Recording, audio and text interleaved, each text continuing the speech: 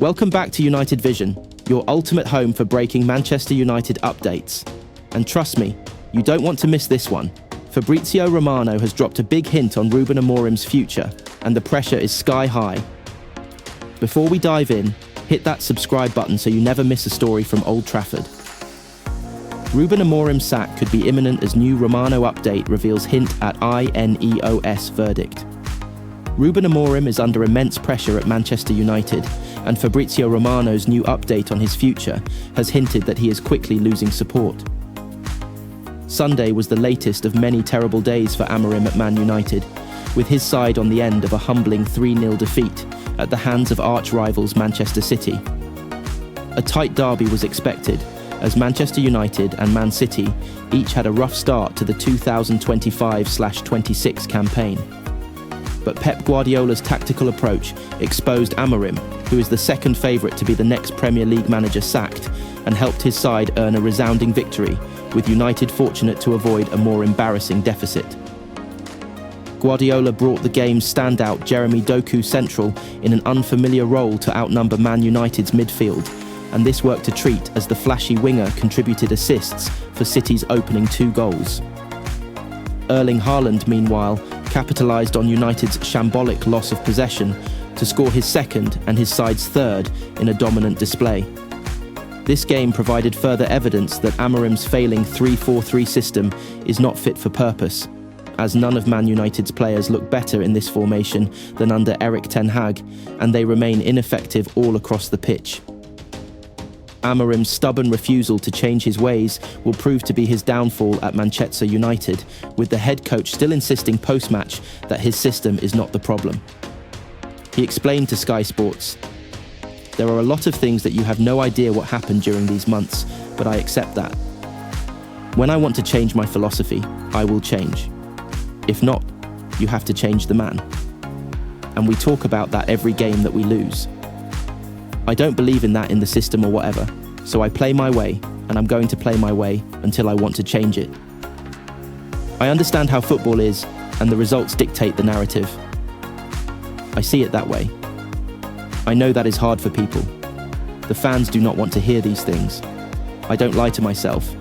I see the record, and I accept any decision." Amorim also said that he will do everything to get Man United back on track, and always thinking about what is best for the club. But he may be running out of time. It seems that this is the case if Romano's comments are anything to go by. It hardly seems that Amorim has overwhelming backing. Romano avoided giving a clear answer when asked by Give Me Sport whether Man United still have 100% belief. He responded, "It's a difficult moment, of course, but Amorim wants to give his best for Man United. He's convinced that with time, he will sort things." Yes, we know that Amorim will continue to give his best, and as proven by his bullish but naive comments after the Manchester derby, he's convinced that with time he will sort things, even if he and/or his system is not fit for purpose. But Romano's clear refusal to provide an update on INEOS' stance on Amorim says a lot as pressure mounts, and it will not be overly surprising if they decide to cut their losses when they lose to Chelsea next weekend. That's the latest on Amorim's future at Manchester United as the pressure hits boiling point. But what do you think, Reds? Should INEOS stick with him, or is it already time to move on?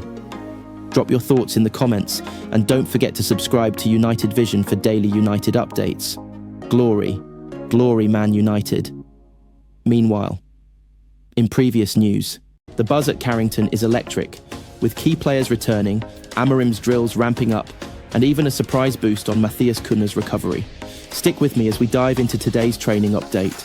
And before we get started, smash that subscribe button and join the family so you never miss a beat from Old Trafford. The buzz at Carrington crackled with readiness and quiet urgency. Despite several first-team stars being away on international duty, a core of returning players assembled in a compact, focused atmosphere. Those absent, from veterans like Bruno Fernandes and Dalot to internationals such as Onana and Ugarte, left gaps, but the squad that reported back brought a clear message. Manchester United are sharpening themselves for the road ahead.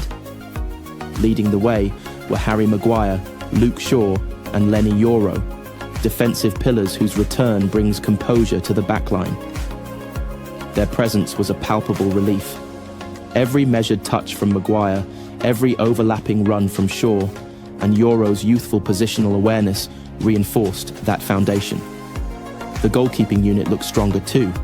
Altay Bayindir and Sen Lamens both recovered, rejoined the drills, adding confidence between the sticks. In midfield, Mason Mount and Kobbie Mainoo joined in early exercises, though both remain edged by their recent fitness concerns. Amorim led pressing drills, demanding bite from the returning core, even as others stood in for the missing internationals. The group's intensity was a statement. This training pitch may be lighter in numbers, but not in purpose. Of course, the headline was Matheus Cunha. Withdrawn from squad due to a hamstring scare, he isn't at full tilt. But today, he pushed onto the field, beginning with light shuttle runs, loose touches, and progressive finishing work with a touch of sharpness surprising given the concern. His steady adjustments signal hope that his return isn't just weeks away. It could be right in time for the high-stakes run. As drills turned into a small-sided game, the energy shifted. Despite missing several internationals, the returning players combined with academy prospects to fill lines. Passes were crisp, movement synced, and creative patterns surfaced, Rashford and Garnacho darting into channels while the midfield box-to-box engine whirred with renewed vigour. By the final whistle, there was a marked change in the room. This wasn't just recovery, it was resurgence. Even as some players remain absent with their countries, the return of core defenders, goalkeepers, and Cunha's cautious re-entry have left Carrington feeling rearmed.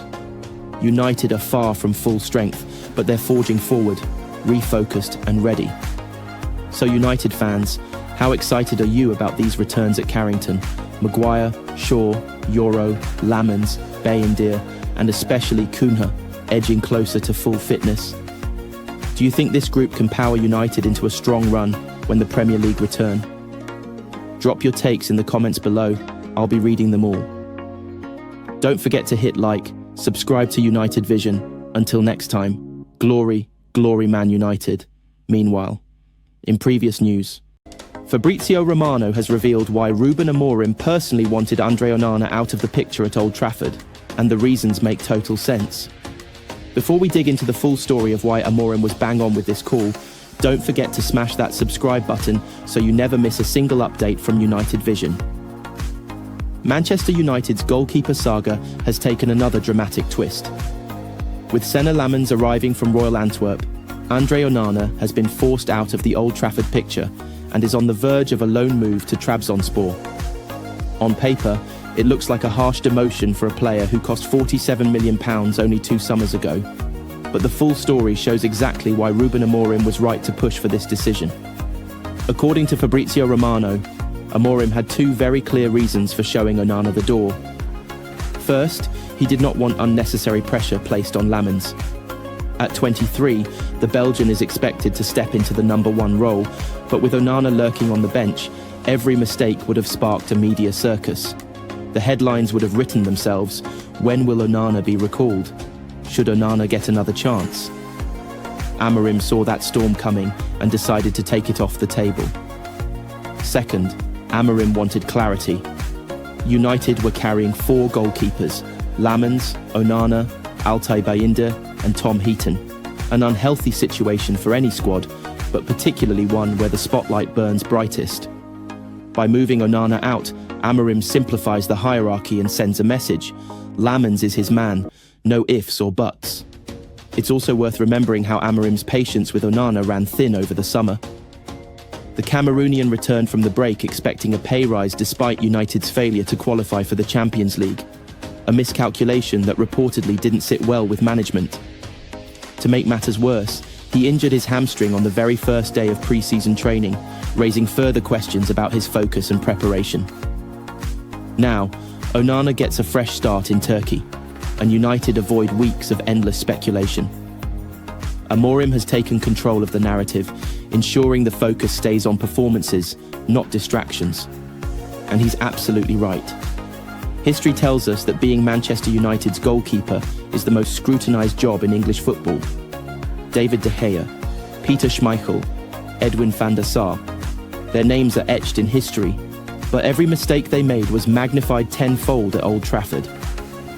Lamens has just one season of Belgian top-flight experience under his belt, and Amorim knows the only way to give him a fair chance is to clear away the noise. With no European football and no League Cup rotation, the Belgian will have to grow fast under the spotlight. But if Amorim's bold decision pays off, this could be the beginning of a new era between the sticks at Old Trafford. So, United fans, was Amorim right to cut ties with Onana and clear the path for Senna Lamens?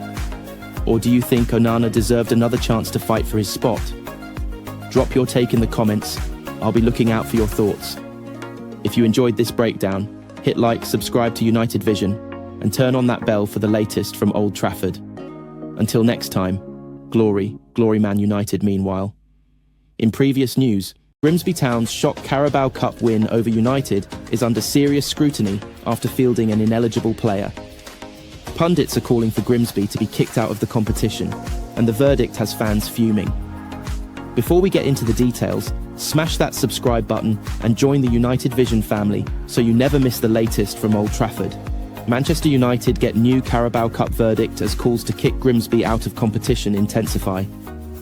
Grimsby Town have been fined for fielding an ineligible player in their Carabao Cup second-round match with Manchester United, but they have not been barred from the competition. Jason Cundy has joined the growing list of pundits calling for Grimsby Town to be thrown out of the Carabao Cup following their use of an ineligible player in their remarkable victory over Manchester United. Although he believes the Red Devils shouldn't be handed a reprieve. Grimsby supporters celebrated what many consider the finest night in their club's recent memory, as they stunned the Premier League giants, eventually winning 12-11 on penalties after letting a 2-goal slip in 90 minutes. However, an administrative error involving Clark Oduor has cast a shadow over the Mariners' achievement. Instead of being kicked out of the competition, they have been handed a financial penalty and allowed to continue into the third round, where they will face Sheffield Wednesday. Darren Bent has already voiced his opinion that Grimsby should be eliminated from the tournament, maintaining that if Oduor contributed to ending United's campaign, appropriate punishment must be imposed. The former England forward commented, "You have to question Grimsby's place in the competition." Cundy has now taken a similar stance, maintaining that the rules must be upheld, though United shouldn't be offered another opportunity, with Sheffield Wednesday instead progressing directly. He told TalkSport, "First off, if you break the rules like that, I don't see how Grimsby can be in the competition. I genuinely don't." It sounds harsh, but if that had happened the other way round, would we say, "No, it's fine, £20,000 fine for Manut"? Are we now judging it by the club? They broke the rules. I'm sorry, you have to leave the competition. I don't think Man UTD should get in either, by the way. They got knocked out. What should happen now? Whoever they're facing, they should get a bye. Grimsby should not be in the competition. If there's a law, it should be the same for everyone. He added, "Sorry, this sounds very harsh, but there's laws and rules for a reason, and if you break those, the punishment has to be. We've just seen what happened with Crystal Palace. Oduor had arrived at Grimsby on loan from Bradford City the day before the match. The player made his debut after coming on as a substitute during the second half, though he would miss his spot kick in the penalty shootout, luckily without damaging his new side's prospects. It later emerged that his registration had been completed just 1 minute after the mandatory 12 p.m. deadline on August 26th. In an official statement, the EFL confirmed that Grimsby had voluntarily reported the error, whilst detailing the punishment for the League Two club, a ruling that hasn't received widespread approval. They announced, "The club has since implemented several actions to prevent a similar occurrence in the future. The club will be liable for the suspended sum of £10,000 if they were to again field an ineligible player in any league competition between now and the end of season 2025/26. So United fans, what do you think? Should Grimsby be thrown out of the Carabao Cup for breaking the rules, or is the fine punishment enough? And if they are removed, should United be reinstated, or should Sheffield Wednesday get the bye? Let me know your opinions in the comments. This is one debate that won't cool down anytime soon. Don't forget to drop a like, subscribe to United Vision, and hit that bell so you're always first with the breaking United updates. Until next time, Glory, glory Man United.